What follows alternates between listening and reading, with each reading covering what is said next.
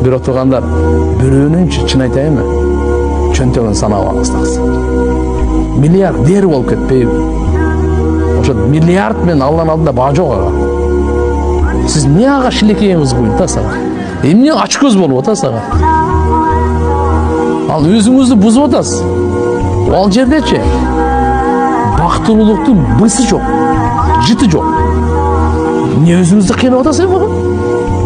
Аны санап, буну кылсайып, мынандай крепость куруп албайбы? Мен силерге айтып берейин, кандай крепостьтарды кургандар бар дүйнөдө. Шаддат деген болгон. Ой, Самуттун ал эмне дегендерди курган, ошолор эмне болду бардыгы? Геонда эмес тасырма. Просто биз өзүбүздүн адамгерчилигибизден чыгып кетип атабыз да. Эмне үчүн биздин жүрөгүбүз ошо орундашканда, акча орундашканда. Кимде канча акча, кимдин кийими канча, ошо менен бактылуу болот деп, ошончо ичибиз күйүп атат.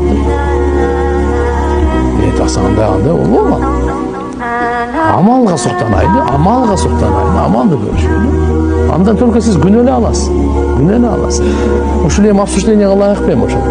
Эгер сенде чоң тоодой карызың болсо дагы, Кудай Таалам сен үчүн ошондон куткарат деди. Кул, мынтип айт деди Hazreti Ali. Аллахумма кфини би халалика ан харамик.